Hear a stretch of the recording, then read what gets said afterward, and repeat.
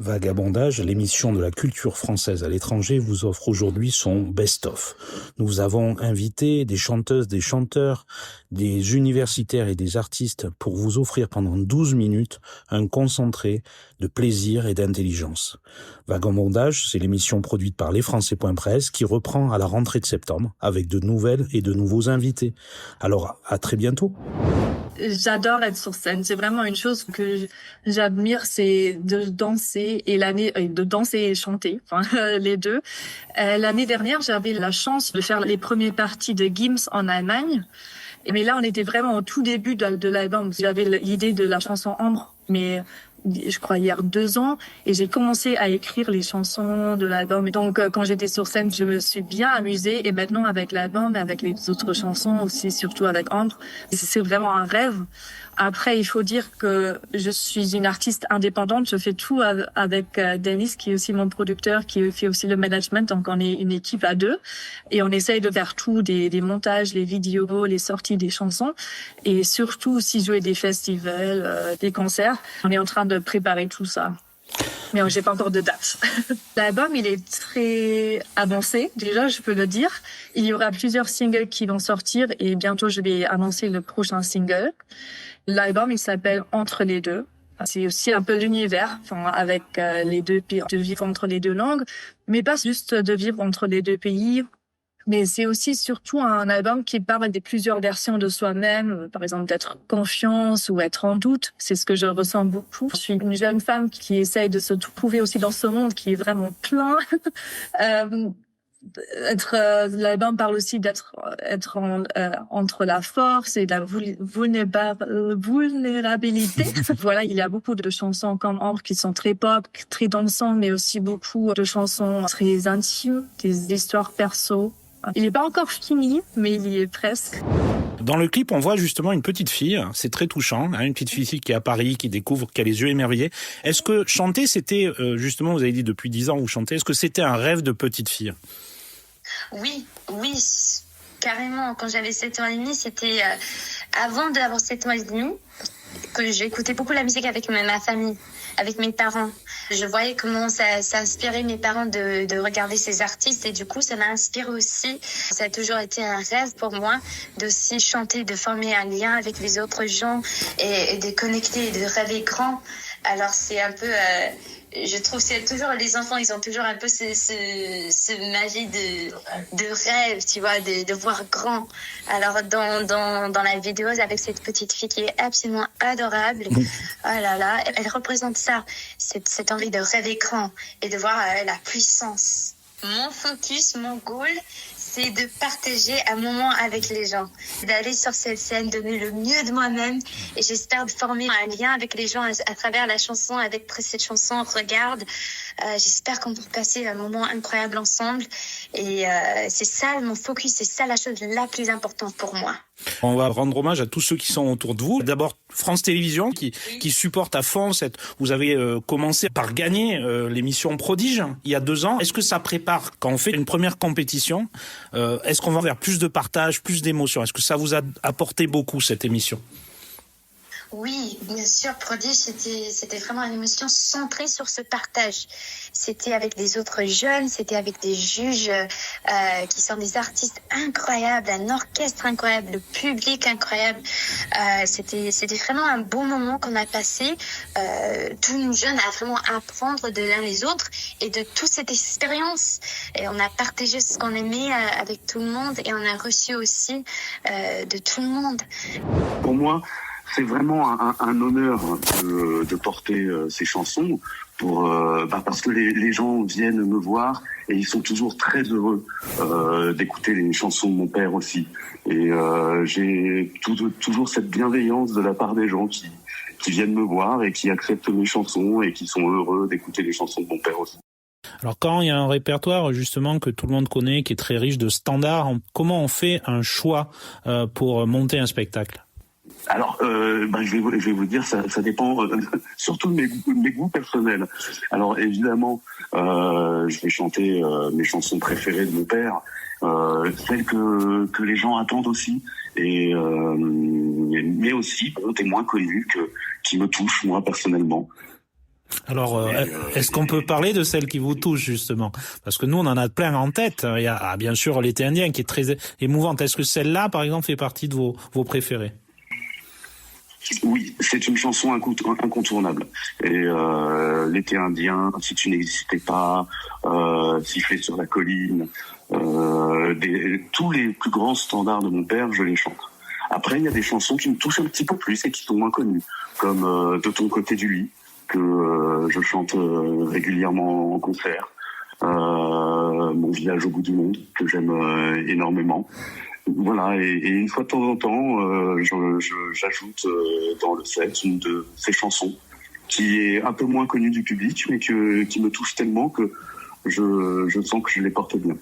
Alors dans le groupe, justement, vous avez parlé du groupe, comment est la formation, combien de musiciens? Est-ce que c'est des musiciens qui vous accompagnent depuis longtemps? Et oui, pour certains depuis 30 ans.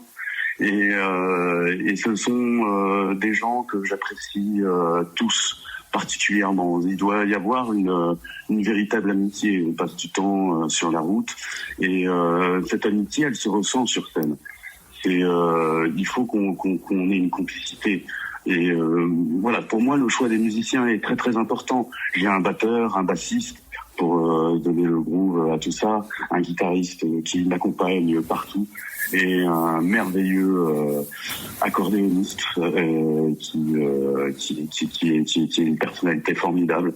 Maintenant, nous avons aussi un clavier et voilà, le groupe grandit petit à petit.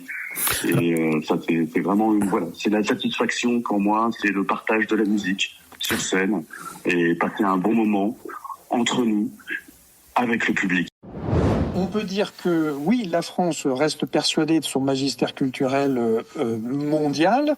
Simplement, la différence entre l'avant et l'après 1945, c'est que depuis 1945, elle a beaucoup moins les moyens de le faire entendre à l'étranger, puisque la France est sortie de la Deuxième Guerre mondiale déclassée sur le plan géostratégique. Ça n'est plus qu'une puissance moyenne depuis 1945.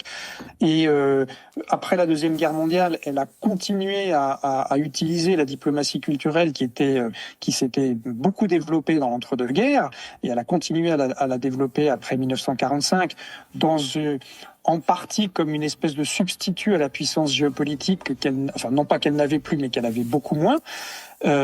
Donc ça, c'était évidemment un aspect important parce que elle a continué à faire entendre sa voix.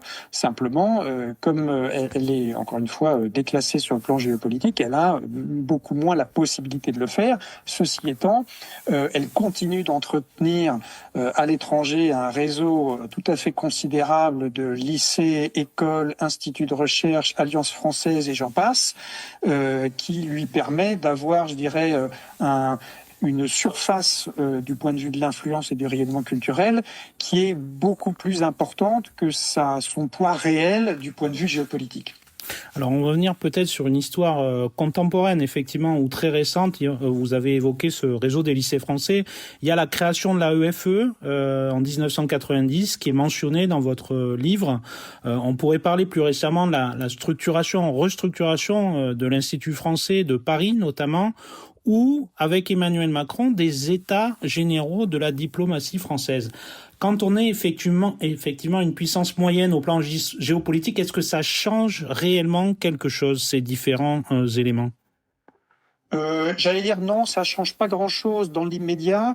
Moi, ce que je vois en tant qu'historien, c'est-à-dire en tant que je suis attentif au phénomène de long terme, c'est que les réorganisations que vous évoquez avec la création de l'AEFE et puis la création de l'Institut français sont en grande partie le résultat de réorganisations administratives et de restructuration qui sont en fait largement liées à une réduction des moyens financiers qu'on aménage en restructurant et en rationalisant l'organigramme institutionnel, essentiellement du ministère des Affaires étrangères, et pour le rendre plus efficace, bien entendu, mais pour l'adapter aussi à, je dirais, une réduction de la voilure sur le long terme, parce que c'est vrai que quand on regarde, je dirais, le dispositif de la diplomatie culturelle aujourd'hui par rapport à ce qu'il était dans les années 50 et 60, il est clair que c'est une réduction de voilure incontestable, même s'il conserve évidemment un périmètre tout à fait important. Alors on suit dans le livre la création notamment de l'Alliance française de Paris qui accompagne le mouvement de colonisation. Est-ce que vous pouvez nous parler de ces liens entre la diplomatie culturelle et l'empire colonial français ? Alors, effectivement, ça c'est un des arguments que je développe dans le livre, c'est que en fait la naissance de la diplomatie culturelle en général, pas seulement française, elle est liée d'abord à l'affirmation des États-nations au XIXe siècle et au début du XXe siècle, mais elle est liée aussi aux empires coloniaux et en particulier, si on prend le cas de la France, mais ça vaudrait aussi pour l'Allemagne et puis un petit peu plus tard pour l'Angleterre, les empires coloniaux. Alors l'empire colonial français est, je dirais, le premier terrain d'intervention de la diplomatie culturelle française. On a commencé à faire donc des chansons polonaises en français parce qu'on voulait avoir un peu plus de couverture sur le marché polonais, sachant que les Polonais écoutent de la musique polonaise, surtout. Mais il s'est avéré que les Polonais adorent aussi le français. Donc on a trouvé un moyen de marier les deux et justement d'atteindre un public plus grand et aussi qui nous a amené à faire dans une aventure très intéressante et très enrichissante, quoi. On nous invite énormément sur des plateaux télé et puis souvent on nous invite et on nous dit de quoi voudriez-vous parler? Parce qu'en fait, ils n'ont pas vraiment l'idée de ce qu'ils veulent présenter. Ils veulent juste nous inviter pour qu'on puisse faire une interview chez eux. Et ça, c'est super parce qu'à chaque fois, on ressort avec justement des vidéos qu'on peut publier après parce qu'elles sont soit intéressantes, soit marrantes ou ça fait du bon content, pour on appelle ça. Mais c'est super important, je pense, de poster. Nous, on poste quasiment tous les jours. En vrai, faut prendre le rythme, quoi. Faut prendre le rythme. Faut être une machine de guerre. Oui, sur les réseaux sociaux, c'est obligé, ça. Il y a pas de sortie, il y a pas d'issue de secours pour heureusement, on a trouvé un moyen de le faire, donc, mais c'est vrai qu'il faut toujours être créatif et toujours trouver des nouveaux, d'être soi-même mais d'évoluer, quoi, tout le temps. C'était lesfrançais.press.